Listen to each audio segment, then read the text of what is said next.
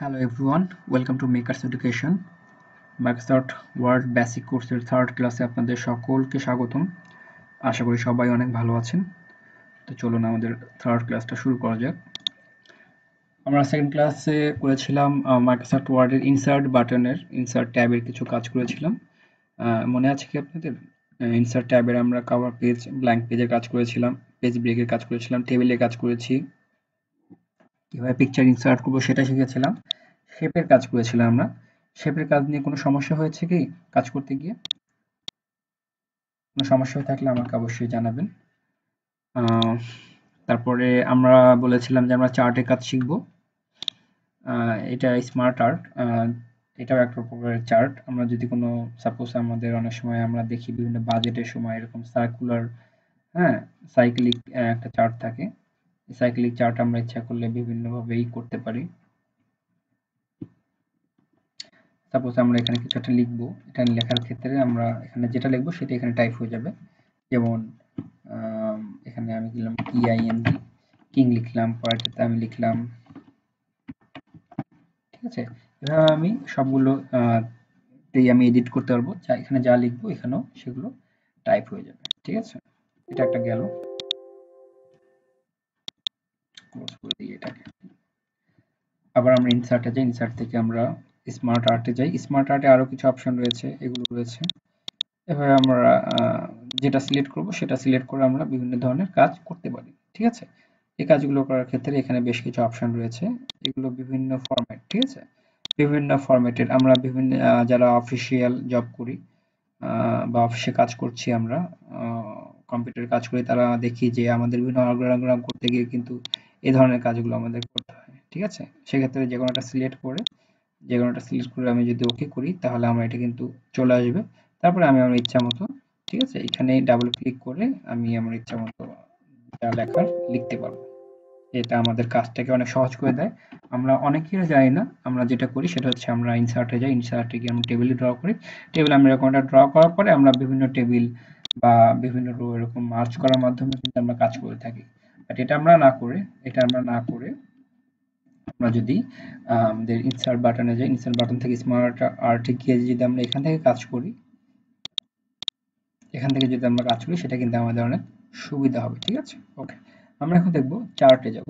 চার্টে যাওয়ার ক্ষেত্রে এটা আমাদের খুবই প্রয়োজন পড়ে। আর আমরা যারা বিবিএ এমবিএ করেছি কিংবা ইকোনমিক্সে পড়ালেখা করেছি বা অন্যান্য সাবজেক্ট যেগুলোতে চার্টের অনেক ব্যবহার রয়েছে, ঠিক আছে, তাদের জন্য এটা খুবই হেল্পফুল। তো আম, আহ, এখানে চার্টের বিভিন্ন অপশন রয়েছে। সাধারণত আমরা যে লাইনের যে অপশনগুলো রয়েছে সেগুলো দিয়ে আমরা সব থেকে বেশি কাজ করি। মোস্ট যে সব থেকে বেশি যেই চার্টের ব্যবহারটা হয়ে থাকে সেটা হচ্ছে এই ফরম্যাটে, ঠিক আছে? এই ফরম্যাটে হয়ে থাকে। এই ফরম্যাটেই আমরা সাধারণত কাজ করে থাকি। পরবর্তীতে আমরা দেখেছি বাজেটের সময় কিন্তু এই ফরম্যাটের মাধ্যমে বহুল পরিচিত একটা ফর্ম। বাজেট হবে আর এই ফরম্যাটে কোনো গ্রাফ আসবে না, তা কি হয়? অবশ্যই হয় না। তো তখন আমরা কিন্তু এই চার্টটা দেখে থাকি। আমরা সাপোজ এই চার্টটাই নিব, আমরা একটা বাজেট চলেন তৈরি করি, ঠিক আছে? আমি ওকে করলাম, এখন আমাদের বাজেট চলে আসবে। এই যে বাজেট চলে আসলো, বড়লোক বাজেট। তো এখানে আমি ক্লিক করে, যে এখানে আপনি যদি এই কোনো চার্ট ক্লিক করেন, বলে রাখা ভালো, তাহলে অটোমেটিক্যালি আপনার একটা মাইক্রোসফট এক্সেলের একটা শিট ওপেন হবে, যেখানে আপনাকে এডিট করতে হবে নতুন করে।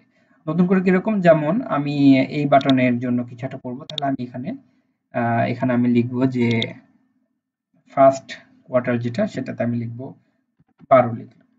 12 মনে করেন যে 12,000 টাকা, হ্যাঁ? কিংবা মনে করেন যে 1,20,000 বা 12 লাখ টাকা। আমার তো সমস্যা নেই, তাই না? হ্যাঁ? তো আমার তো আর টাকা লাগছে না, আমি যত খুশি বসাইতে পারি।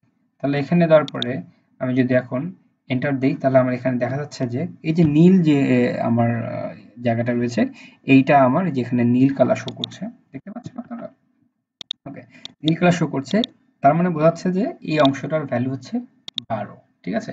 আমি এখন সেকেন্ডে আসবো, সেকেন্ডে আসার পরে আমি এখানে 6,000 ক্লিক করলাম, 6,000 ক্লিক করলাম, ঠিক আছে? 6,000 ক্লিক করার পর আমার এখানে দেখাচ্ছে যে এই যে লাল অংশটা এটা হচ্ছে 6,000, 6,000, এবং এইটা রেড কালার দ্বারা এটা আমাকে দেখাচ্ছে। এখন আমি যদি এটা কেটে দেই তাহলে কিন্তু, সরি, এটা যদি আমি কেটে দিই তাহলে কিন্তু আমার ডাটাগুলো থেকে যাবে। ব্যাপারটা এমন না যে ওখানে গিয়ে আমার সেভ দিতে হবে। সেভ দেওয়ার কোনো প্রয়োজন নেই। আমি কেটে দিলেই আমার ডাটাগুলো থেকে যাবে। এখন আমি কন্ট্রোল এস দিয়ে সেভ করলেই হয়ে যাবে। আমি এটাকে চাইলে বড় করতে পারবো। ঠিক আছে? এই যে আমি এইখানে ক্লিক করে আমি এটাকে ইচ্ছা করলে বড় করে নিতে পারি। তো আমরা এই চার্টের আসলে অনেক কাজ রয়েছে। স্মার্ট আর্ট এবং চার্টের অনেক কাজ রয়েছে। এখানে আপনারা দেখতে পাচ্ছেন যে অনেকগুলো অপশন রয়েছে। বাট সবগুলো অপশন আমাদের প্রয়োজন হয় না। এটা যেহেতু বেসিক কোর্স, এখানে সাধারণত আমরা বহুল পরিচিত এই কলাম এবং পাই চার্ট, হ্যাঁ? এই দুটি আমাদের সবথেকে বেশি কাজে লাগে এবং মাইক্রোসফট পাওয়ার পয়েন্টে প্রেজেন্টেশনের ক্ষেত্রে আমাদের কখনো কখনো এইটারও প্রয়োজন পড়ে। এটা একটু দেখিয়ে দিই। আমি প্ল্যান করেছি চার্টের উপরে নতুন করে আলাদা একটি মাস্টার ক্লাস নিব। সেই মাস্টার ক্লাসে সকল চার্ট, সকল টাইপের চার্টেরই ব্যবহার দেখানো হবে। সেটা আপনাদের অ্যাডভান্স লেভেলের কাজ করার ক্ষেত্রে অনেক বেশি হেল্প করবে আশা করি। তো আমি আমি দুঃখিত, আমি কিছুদিন আগেই মাইক্রোসফট 2016 ইনস্টল করেছি। এখনো প্রোডাক্ট কি ইনসার্ট করা হয়নি। যার কারণে আমার কাছে বারবার টাকা যাচ্ছে, বলছে না তুমি ফ্রি ফ্রি এত ক্লাস করাচ্ছ, তুমি আমাদের টাকা দাও। হাউএভার, আমরা চলে এলাম আমাদের থার্ড চার্টে। এই চার্টটা সাধারণত বিভিন্ন প্রাইস আপ ডাউনের ক্ষেত্রে বা শেয়ার মার্কেটে আমরা দেখে থাকি। এটা আমরা কাজ করতে পারি। এখানে গিয়ে এডিটে গিয়ে ক্যাটাগরি 1 আছে। ক্যাটাগরি 1 এর আমরা টাইটেল কত দিব, হ্যাঁ? এটার আমরা মার্কিং কত দিব, হ্যাঁ? তো এরকম বিভিন্নভাবে আমরা এখানে যে মার্কিং করব সেই মার্কিং অনুযায়ী কিন্তু এখানে গ্রাফটা হবে। ঠিক আছে? তো চার্টের কাজ আপনারা ট্রাই করবেন। এখানে বিভিন্ন ফরম্যাট রয়েছে। আমি এখানে ক্লিক করলে বিভিন্ন ডিজাইন আসবে। ঠিক আছে? বিভিন্ন ডিজাইন আসবে। এখানে অনেক ডিজাইন আছে। অনেক ডিজাইন রয়েছে। তো আপনারা বাসায় এই জিনিসটা ট্রাই করবেন। আর আপনি যদি কোনো বক্স বা পিকচারের কাজ করেন, অটোমেটিক্যালি এখানে ডিজাইন এবং ফরম্যাট নামে আলাদা একটি ট্যাব ওপেন হয়ে যাবে। ঠিক আছে? তখন আপনি এই ডিজাইন এবং ফরম্যাট থেকে আপনার এই ট্যাবের কাজ, সরি আপনার এই গ্রাফের কাজ, বা সেটা ছবিরও হতে পারে, টেবিলের হতে পারে, কোনো বক্সেরও হতে পারে, ওইগুলোর আপনি কাস্টমাইজেশনের কাজ করতে পারবেন। আমরা ইনসার্টে ফিরে যাই, আমরা টোটাল ডিলিট করে দিই। ওকে, ডিলিট করলাম। আমরা আবার ইনসার্টে চলে গেলাম। ইনসার্টে যাওয়ার পর আমরা স্ক্রিনশটটা দেখব। আপনি কিন্তু চার্টের কাজগুলো করবেন, ঠিক আছে? বাসায় চার্টের কাজগুলো করবেন এবং কোনো প্রবলেম হলে অবশ্যই আমাকে মেইলের মাধ্যমে, আমার ভিডিওর নিচের কর্নারে এখানে দেওয়া আছে দেখবেন। মেইল, এখানে আমার পেজের অ্যাড্রেস রয়েছে বেসিক্যালি। এখানে আপনারা পেজের মাধ্যমে জানাতে পারেন কিংবা আমার ভিডিওর নিচের যে কমেন্ট বক্স ওখানে আপনারা জানাতে পারেন। ঠিক আছে? ওকে, এখন আমরা দেখব স্ক্রিনশটের কাজ কি। স্ক্রিনশটের কাজটা কিছুই না, জাস্ট এখানে আমি ক্লিক করলে, ঠিক আছে? এখানে যদি আমি ক্লিক করি তাহলে আমার যে কম্পিউটারের যে ডেস্কটপে নিয়ে যাবে, ডেস্কটপের কোনো একটা অংশ থেকে, হ্যাঁ? আমি যদি সিলেক্ট করি সেই অংশের ছবিটুকু কপি হয়ে আমার ডিরেক্ট ওয়ার্ডে চলে আসবে। এটা আমাদের খুব একটা প্রয়োজন হয় না। কারণ আমরা যদি কোনো কিছু স্ক্রিনশট নিতে চাই, সেক্ষেত্রে আমরা কিন্তু শর্টকাট নিতে পারি। একটু শর্টকাট শিখিয়ে দিই, না কি বলেন? যেমন আমি এখানে গেলাম, সার্চে আসলাম। সার্চে আসার পরে আমি যদি এসএন ক্লিক করি, এসএন ক্লিক করলেই স্নিপিং টুল চলে আসবে। এখন আমি চাইলে আমি যেকোনো একটা জায়গার, সাপোজ আমি আমার ইসে গেলাম, যাওয়ার পরে আমার কম্পিউটারে ঢুকলাম। ঢোকার পর আমি কোনো একটা স্পেসিফিক জায়গার ছবি নিব। তাহলে আমি এখানে আবার স্নিপিং টুলে আসলাম, আসার পর নিউতে ক্লিক করলাম। নিউতে ক্লিক করার পরে আমি সাপোজ আমি এই অংশটুকু নেব। আমি এই অংশটুকু সিলেক্ট করলাম। ঠিক আছে? ব্যাস আমার হয়ে গেল। এখন আমি যদি সেভ এ ক্লিক করি, তাহলে আমাকে বলবে যে তুমি কোথায় সেভ করবা? তখন আমি বলব যে না, আমি ডেস্কটপে সেভ করব। কারণ আমি 111 এ সেভ করব। এটা পিএনজি হিসেবে সেভ করতে পারি, জেপিজি ফরম্যাটে সেভ করতে পারি। আমি যদি পিএনজি তে সেভ করতে চাই, তাহলে আমার রেজোলিউশনটা ভালো থাকবে। জেপিজি তে সিলেক্ট করলে আমার রেজোলিউশনটা একটু কমে যাবে। ঠিক আছে? তো পিএনজি তে আরো একটা ভালো কথা, পিএনজি ছবি এডিট করতে একটু সমস্যা হয়। কিন্তু আপনি জেপিজি ফাইল এডিট করা অনেক সহজ। কম্পিউটারের বেসিক যে বিল্ট ইন সফটওয়্যার থাকে ওটা দিয়ে আপনি এডিট করতে পারবেন। ঠিক আছে? ওকে, সেভ করে দিলাম। এখন আমার ছবিটা সেভ হয়ে গেল। দেখি কোথায় সেভ হয়েছে। এই যে ছবিটা এখানে সেভ হয়েছে। ঠিক আছে? এখন আমি চাইলে এই ছবিটা ক্লিক করে কপি করে আমার এই যে ওয়ার্ডে যাব, আমি ওয়ার্ডে গিয়ে আমি পেস্ট করে দিলেই আমার ছবিটা কিন্তু চলে আসলো। পরে আমি এটাকে ছোট বড় করতে পারবো। আর এটাকে আমি মুভ করতে পারছি না। তাহলে কি করতে হবে? আমরা কিন্তু সেকেন্ড ক্লাসে দেখিয়েছিলাম, মুভ করতে গেলে আমাদের পজিশনে যেতে হবে। পজিশনে গিয়ে যেকোনো একটা পজিশন সিলেক্ট করতে হবে। সিলেক্ট করার পরে আমরা এটাকে মুভ করতে পারবো। যেকোনো ভাবে আমরা এটাকে সুন্দর করে মুভ করতে পারবো। আমরা এটাকে বাঁকা যেভাবে খুশি সেভাবে ঘোরাতে পারবো। হ্যাঁ? ওকে, কেটে দিলাম। ভালোভাবে আপনারা একটা জিনিস খেয়াল করেছেন, আমি ছবিতে ডাবল ক্লিক করার পরে কিন্তু এখানে ফরম্যাট চলে এসেছে। আমি যেটা বলেছিলাম যে কোনো টেবিলে কিংবা কোনো ছবিতে ডাবল ক্লিক করলে সেখানে ফরম্যাট বা ডিজাইন চলে আসবে। তারপর আপনারা আপনাদের ইচ্ছা মতো এখানে ডিজাইন করে নিতে পারেন, ক্রপ করে নিতে পারেন ইচ্ছা করে, যেভাবে খুশি করতে পারেন আরকি। মাইক্রোসফট ওয়ার্ডে সকল কাজই করা যায়। আমি একটা সময় ছিল যে মাইক্রোসফট ওয়ার্ডে আমি ফটোশপের যে কাজগুলো আছে সেই টাইপের কিছু কাজ আমি মাইক্রোসফট ওয়ার্ডে করতাম। হ্যাঁ, সময় সুযোগ থাকলে আমি একদিন শিখিয়ে দেব। শুনতে ইম্পসিবল মনে হলো, এটা অ্যাকচুয়ালি করা যায়। তো ওকে, আমরা মাইক্রোসফটের ইনসার্ট বাটনের স্ক্রিনশট দেখলাম। তারপর স্টোর রয়েছে বলতে এখানে আপনাকে বলতেছে যে আপনি কাজ করতে যদি আমাদের মাইক্রোসফটের কোনো প্রোডাক্ট আপনার কিনতে ইচ্ছা করে বা কোনো টুলস বা কোনো অ্যাড অন কিনতে ইচ্ছা করে, আপনি এখান থেকে করতে পারবেন। বর্তমানে আমার পিসিতে নেট কানেকশন দেওয়া নেই, এজন্য আমি এটাতে ক্লিক করছি না। এটা ক্লিক করলে কিছুই না, এটা এখানে মাইক্রোসফট ওয়ার্ডের বিভিন্ন প্রোডাক্ট রয়েছে, এখান থেকে আপনি পারচেজ করার একটা অপশন। মাই অ্যাড-অনস, ওই যেটা আমি বললাম, এখান থেকে আপনি অ্যাড অন যেগুলো কিনবেন সেগুলো এইখানে এসে জমা থাকবে। ঠিক আছে? উইকিপিডিয়া, আপনি যদি এটা ক্লিক করেন ডিরেক্ট আপনি উইকিপিডিয়ায় চলে যেতে পারবেন। অনলাইন ভিডিও, অর্থাৎ অনলাইন থেকে কোনো ভিডিও নিতে গেলে যদি আপনি চান যে কোনো ভিডিও আপনি এখানে বসাবেন, তাহলে আপনি সেটা নিতে পারেন। আহ, সাধারণত ওয়ার্ড ডকুমেন্টে আপনি ভিডিও দিয়ে কি করবেন, তাই না?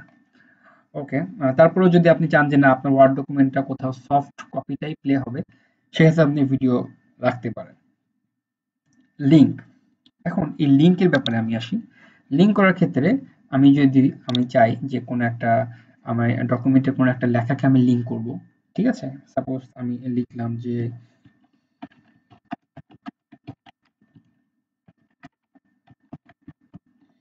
ঠিক আছে, আল্লাহ ইজ অলমাইটি। তো এই লেখাটাকে আমি সাপোজ আমি লিঙ্ক করব। ঠিক আছে? লিঙ্ক করব কিসের সাথে? যে আমি এখানে অপশন রয়েছে যে আপনি কি চাচ্ছেন, যে আপনি কি কোনো ওয়েব ফাইল পেজের বা ওয়েব পেজের কোনো লিঙ্ক করতে চাচ্ছেন, কিংবা আপনি কি এই প্লেস ইন দিস ডকুমেন্ট, অর্থাৎ ডকুমেন্টারি কোনো একটা জায়গায় এখানে ক্লিক করলে ডকুমেন্টারি কোনো একটা জায়গায় নিয়ে যাবে, হ্যাঁ, এরকম কিছু দেখতে চাচ্ছেন কিনা? কিংবা আপনি ক্রিয়েট নিউ ডকুমেন্ট, অর্থাৎ এখানে ক্লিক করলে ক্রিয়েট নিউ ডকুমেন্ট হবে কিনা। ঠিক আছে? যদি হয় সেক্ষেত্রে এটার নাম কি হবে? ঠিক আছে, মনে করেন আমি এটা দিলাম। ঠিক আছে? এটা দিলাম, নাম দেওয়ার পর আমি ওকে করলাম। এখন আমি এটাতে ক্লিক করলাম, ক্লিক করলে আমার কিন্তু নতুন একটা পেজ ক্রিয়েট হয়ে গেল, দেখেছেন? অর্থাৎ আমি হাইপার লিঙ্কটা করেছিলাম এমন ভাবে যে আমি এটাতে ক্লিক করলে নতুন একটা পেজ হয়ে যাবে। ক্লিক করার ক্ষেত্রে কন্ট্রোল দিয়ে ক্লিক করতে হয়। কন্ট্রোল চেপে ক্লিক করলাম, আমার নতুন একটা পেজ কিন্তু বা ফাইল ওপেন হয়ে গেল। আমি আবার এটাতে যাব। এটা যাওয়ার পরে আমি আবার এখানে লিঙ্কে ক্লিক করলাম। আমি এখানে ওয়েব পেজ, ঠিক আছে? ওয়েব পেজে যাব। ওয়েব পেজে যাওয়ার পরে আমাকে বলতেছে যে কারেন্ট ফোল্ডার নাকি ব্রাউজ ট্যাগস নাকি রিসেন্ট ফাইলে। ঠিক আছে? আমি যদি ব্রাউজ ট্যাগে যাই, যে আমি কি জিনিস ব্রাউজ করেছিলাম সেটা যেকোনো একটা যদি সিলেক্ট করি, আমি সিলেক্ট করার পরে সাপোজ আমি হচ্ছে 23 সিলেক্ট করলাম। ঠিক আছে? 23 সিলেক্ট করে আমি ওকে দিলাম। এখন এই ওকে দেওয়ার মানে হচ্ছে আমি যদি এখানে ক্লিক করি আমার ডিরেক্ট ওই ফাইলটা কি ওপেন হবে। দেখি, এই যে 23 ফোল্ডার, এই যে 23 ফোল্ডার, 23 ফোল্ডারে কি আছে ডিরেক্ট কিন্তু আমার এখানে চলে এসেছে। মজার ব্যাপার না? এই লিঙ্কের মাধ্যমে কিন্তু আমরা অনেক কাজ করতে পারি। ঠিক আছে? আপনি আপনার কোনো একটা ফ্রেন্ডকে সাপোজ কোনো একটা এরকম ডকুমেন্ট তৈরি করে দিয়েছেন, দেওয়ার পরে আপনি এরকম কিছু শর্টকাট দিয়ে দিয়েছেন। ঠিক আছে? সে দেখবে যে সে তো বুঝবে না। সে ক্লিক করে তার কম্পিউটার বিভিন্ন জায়গায় নিয়ে যাচ্ছে। ঠিক আছে? মজার একটা জিনিস। আর এটা আপনি হাইপার লিঙ্ক করার মাধ্যমে আপনি ওয়েবসাইটেরও লিঙ্ক বসাতে পারেন। হ্যাঁ, ওয়েবসাইটেরও লিঙ্ক আপনি এখানে বসাতে পারেন, ইমেল অ্যাড্রেস বসাতে পারেন। আপনি যদি চান যে আপনার কোনো স্পেসিফিক ইমেল অ্যাড্রেস ওপেন হবে, সাপোজ আমরা এরকম এখানে লিখতে পারি যে the link and send mail. ঠিক আছে? এখন আমি এটাতে হাইপার লিঙ্ক করার পর আমি কি করব, যে আমি এখানে ইমেল অ্যাড্রেস দিব।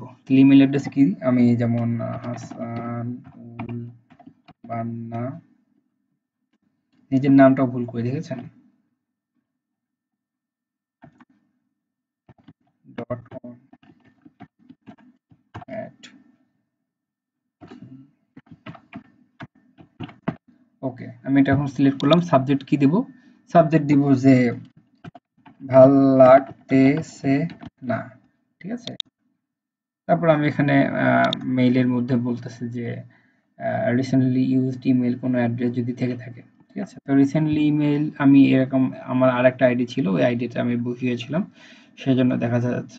আমি ওটা সিলেক্ট করব না, আমি এখানে একটা ওকে দিয়ে দিলাম। ওকে দেওয়ার পরে আমি এখন এখানে আমাকে বলছে যে click the link and send mail, তাহলে আমি কন্ট্রোল চেপে আমি ক্লিক করলেই আমার মেইলের অপশন চলে আসবে। এখন আপনি আমাকে জিজ্ঞেস করা হচ্ছে যে আপনি কিসের মাধ্যমে মেইল সার্ভিসটা করবেন, ঠিক আছে? সাপোজ আমি এইটাকে ক্লিক করলাম, আমার তো নেট কানেকশন নাই, হয়তো আসবে কিনা আমি জানি না, আসলেও কোনো কাজ করবে না। তো আবার এখন আমাকে চাচ্ছে যে, বলছে যে আপনি আগে লগ ইন করেন, লগ ইন করলে আপনাকে ইমেইলের ডাইরেক্টরিতে নিয়ে যাওয়া হবে। তো এটা আমি আপনাদের শিখিয়ে রাখলাম। আপনারা চাইলে আপনাদের ওয়ার্ড ডকুমেন্টের মাধ্যমে যদি চান যে কেউ আপনাদেরকে মেইল করবে বা মেইলে ডাইরেক্টরি করতে চান আপনি কাউকে, তাহলে সেক্ষেত্রে আপনি এভাবে লিঙ্ক ক্লিক করতে পারেন, ঠিক আছে? কিছু কাজ। তো আজকে এটুকুই। ধন্যবাদ সবাইকে। মাইক্রোসফট বেসিক কোর্সের যে 4th ক্লাস, এটা খুব শীঘ্রই আপলোড করব ইনশাআল্লাহ। সাথেই থাকুন। আর কোনো কোয়েশ্চেন থাকলে অবশ্যই আ নিচের কমেন্ট বক্সে আমাকে জানাতে ভুলবেন না। সবার সুস্থতা এবং দীর্ঘায়ু কামনা করছি। আল্লাহ হাফেজ।